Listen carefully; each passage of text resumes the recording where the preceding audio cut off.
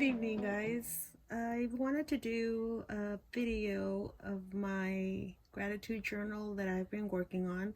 I've been wanting to do this for a while, and actually it was Crafting Chiquita. I'll go ahead and make sure what her YouTube channel is and I'll link it below. But she showed a video of it was the item that she was going to use for her gratitude journal, and then later on posted a video of her, I want to say, I don't know how many days it was that she posted, but she posted a video.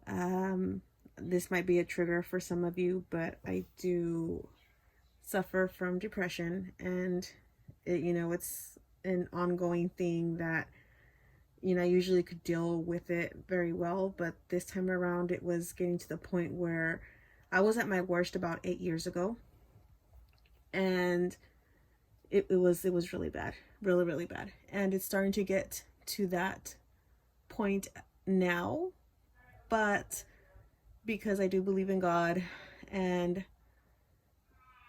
I have my faith now, it's a little bit more, not easier to deal with, but easier to deal with, I guess you can say. All that to say is it came to the point where I was watching her video, and then I thought, you know what, there's always something to be grateful for every single day, no matter how big, no matter how small it is. I have to remember that I do have a roof over my head. Yeah, my vehicle may be on its last leg, but at least I have a vehicle, at least I have a job. So it's just the little things that I have to remind myself that there is good in my life and not just be so Debbie Downer. Because I can be very Debbie Downer. As optimistic as I am, as happy-go-lucky as I am, I do have a battle with that. I thought this was a great opportunity for me to remember the good things in my life and not focus on all the bad things, because the bad things are always going to be there. That's just my life. It just is. So I just have to focus on the good. So let me show you what I have after all that rambling. There's like I said, it's like I just wanted to tell you guys the little story of oh no, what is that? The little story behind this journal that I've never done one. So this is actually fun. So what I did, I made the binder because I could not find an album at all, and plus I'm using my old stuff. So I forget what this is called, what method this is, but I seen a whole bunch of YouTube videos from 4 years ago. I think there was one with a couple of months ago, and I followed a tutorial on how to do this. So I used binder rings that I've had. These were actually given to me in a rack, and I cannot remember for the life of me who gave them to me. But I did that. I made the book, and I made it like kind of like the snap albums. I made them thick. It's 2.5 inches. I thought it was going to be bigger, but now I'm thinking it might not even be that chunky. And I forgot to add the eyelets, and then after this I couldn't take off the binder rings. So oh well, it is what it is. And then for the front, I did use one of these eyelets, and then an orange and white string.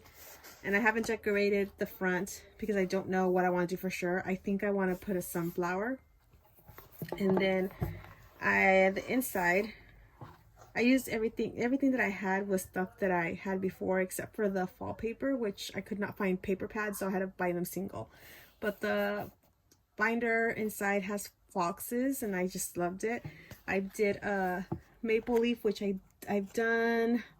Oh, this is what I used. The template is what I used for that card that I made. And I just did 2020. I did the whole outline, and then I put November. The one thing I don't know if you guys will be able to see, I did use like a glitter, and you can't see it I don't think, on the November. And then here's my Y. I'm not going to read it.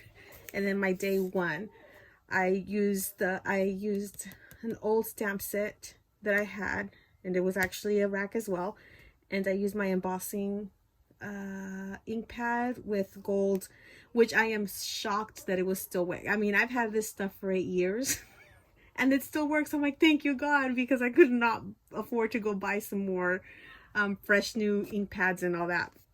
Anyway, so I embossed it in gold, and then on all of them, all my pages look very similar. I wanted to keep everything cohesive. And day one is, I won't go into too much detail, but our cat, which adopted us, was very ill. This did not help my my situation, but he's good now. So there he is. And then day two, so I was grateful that he survived. That was the whole point. It's like, I'm thankful that, because he is kind of like my therapy. We have my dad's dog, and my dad passed away, and that's all we have left. His name is Pee Wee, and he doesn't let us pick him up. He's very, he bites us when he loves us dearly, but he will not let us pick him up without biting us. He's a very unique dog. And so when the cat came into our lives, I'm like, oh my gosh, he's our therapy cat. And then after, our cat's named MJ Potatoes. After he was feeling better, I felt like I needed to eat some hot Cheetos. I shouldn't be eating hot stuff and spicy stuff, because I'm to the point now. I mean, I grew up eating spicy food. I mean, my mom made everything spicy. Anything Mexican food, we had a lot of spice in it. And now when I eat spicy food, my stomachs get irritated, and I get like acid reflux in a way. So, but I didn't get acid reflux because I ate very few.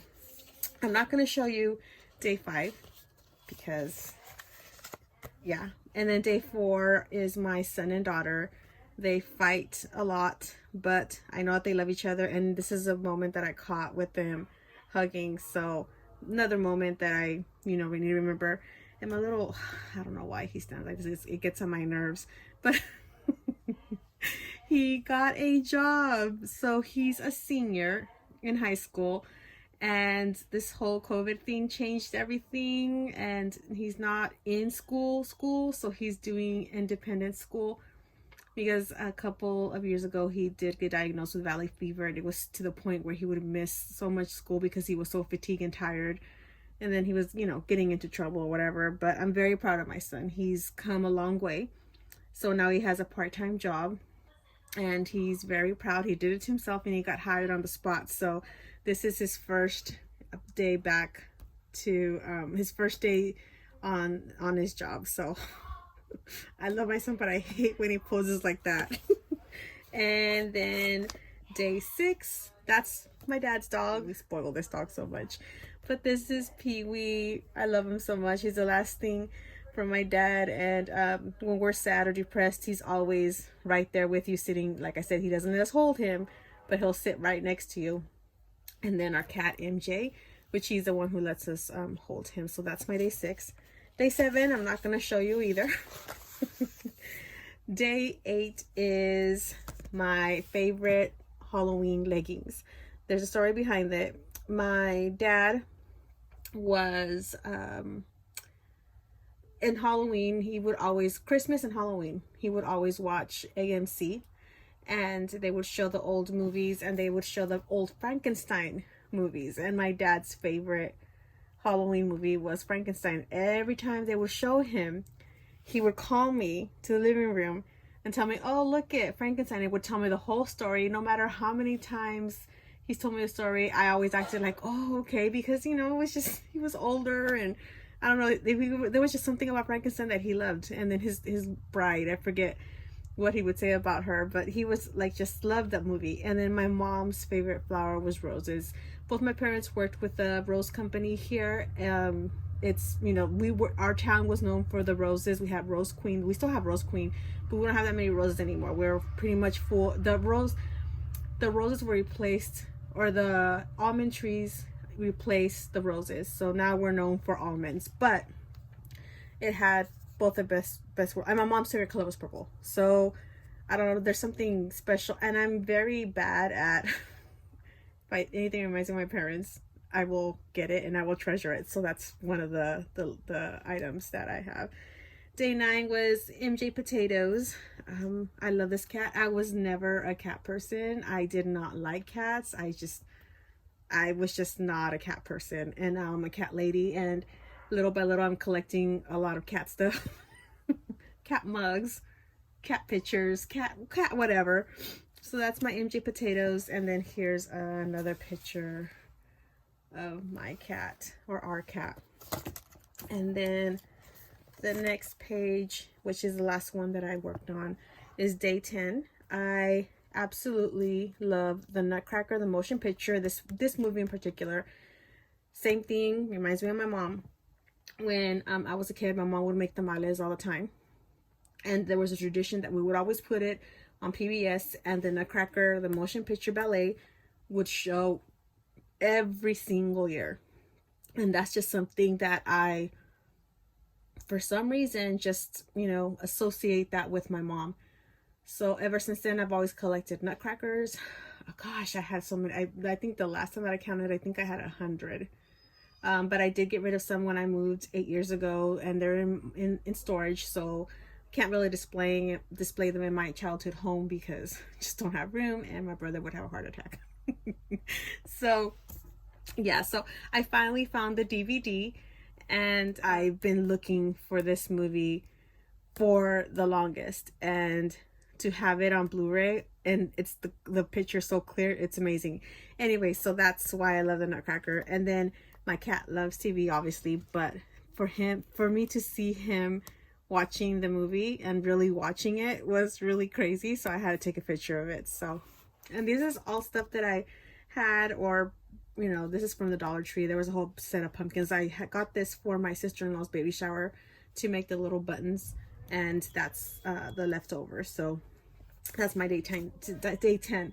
So like you can tell, all of it have the same layout, brown paper. So I have all these for the rest of the days, and hopefully I'll be able to catch up, and I will show the end, the very last ones. But first time that I made one like this in particular. So next time I learn to put the eyelets first and then put the put the rings in. But anyways, this is what I've been doing. So I hope you guys liked the video. I will talk to you guys later, and all right, bye.